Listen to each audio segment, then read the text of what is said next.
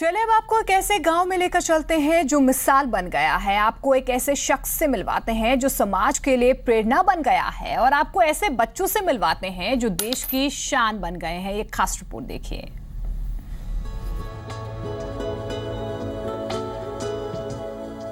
इस जमाने के अर्जुन देखने हैं तो आप उमरा गांव आइए। इस जमाने के एकलव्य देखने हैं तो उमरा गांव आइए। इनकी नजर निशाने पर है और इनका निशाना अचूक है। आपको यहाँ एक नहीं बल्कि कई धनुर्धारी एक साथ लक्ष्य पर बाणों की बौछार करते दिख जाएंगे।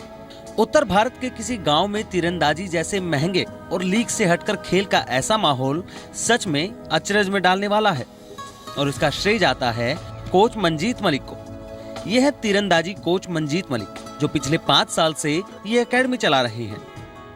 मैं एक बार कैंप लगाया था कि बच्चों को कुछ कराएं स्टार्टिंग में 4-5 साल पहले, और उसके बाद कैंप में जब बच्चों का जुनून देखा तो लगातार चलता ही रहा। अच्छा। कैंप लगाया था 15 दिन का, लेकिन 5 साल हो गए लगातार ही चला है। अच्छा। और सुबह शाम बच्चों को बुलाते हैं, बच्चों ने रिजल्ट भी दिया है। एक जमाना था जब मंजीत मलिक का लोग मजाक उड़ाते थे।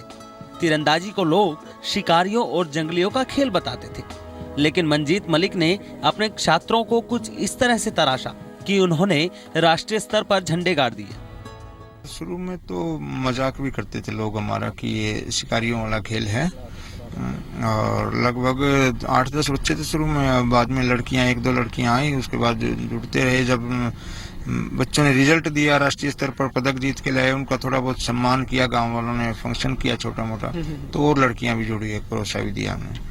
तो अब तो काफी लड़कियां हैं, 20-25 लड़कियां हैं, 50-60 लड़के हैं। इस तरह से मैदान पे 60-70 बच्चे हैं। शुरुआती दौर में लोगों का साथ नहीं मिला। गांव वाले इसको एक आश्चर्य के साथ देखते थे कि मानो शिकारियों वाला खेल है, लेकिन जैसे ही हमारे लड़के विक्रम का जो है स्कूली में सिल्वर मेडल आया था 2012 में, तो तब जाकर के लोगों की समझ में आया कि ये खेल भी है और इसमें भविष्य बनाया जा सकता है। आज मंजीत मलिक की एकेडमी में करीब 100 स्टूडेंट्स हैं। इनमें से एक बड़ी हिस्सेदारी लड़कियों की भी है। एकेडमी में ज्यादातर तीरंदाज किसी न किसी प्रतियोगिता में कोई ना कोई पदक जरूर जीत चुके हैं। हम पहले ही नेशनल में गोल्ड मेडल प्राप्त किया। हमने विजयवाड़ा, झारखंड और टाटानगर बहुत ही स्टेटों राज्यों में मेडल प्राप्त किए। मैं फर्स्ट बार गुवाहाटी गई थी, सर असम साइड में, वहाँ पर मेडल आया। अब झारखंड गए थे, वहाँ पर सिल्वर मेडल आया सर। पाइका नेशनल थी, उसमें मेरा गोल्ड मेडल था, और अब झारखंड टाटानगर में था, वहाँ पे मेरा गोल्ड मेडल था। पहला मेडल मेरा रांची में आया था स्कूली नेशनल में अंडर 14 में, और दूसरा मेडल अंडर 14 ओपन विजयवाड़ा में हुई थी आंध्र प्रदेश में। तीरंदाजी महंगे खेलों में गिना जाता है। धनुष बाण से लेकर कोचिंग सब बहुत महंगा होता है, लेकिन मंजीत मलिक स्टूडेंट से कोई फीस नहीं लेते।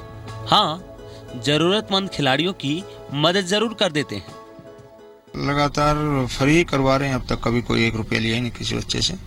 ले जाना होता है तो फ्री लेके जाते हैं बच्चों का। यहाँ सारा बिल्कुल फ्री होता है मैदान में। और कभी जरूरत होती है, खासकर लड़कियों को जो सामान नहीं खरीद सकते, उनकी मदद भी करते हैं हम, दाएं बाएं से करके किसी से सामान के पैसे भी लेते हैं। मंजीत मलिक की उपलब्धि महज इसलिए बड़ी नहीं है कि उन्होंने ये एकेडमी खोली, बल्कि उनकी उपलब्धि इसलिए बड़ी है कि उन्होंने आमतौर पर पॉपुलर और इलाके के किसी परंपरागत खेल के बजाय तीरंदाजी को चुना। उनकी उपलब्धि इसलिए बड़ी है कि उन्होंने बिना किसी सरकारी मदद के महज अपने बूते पर देश और प्रदेश को कई चैंपियन दिए।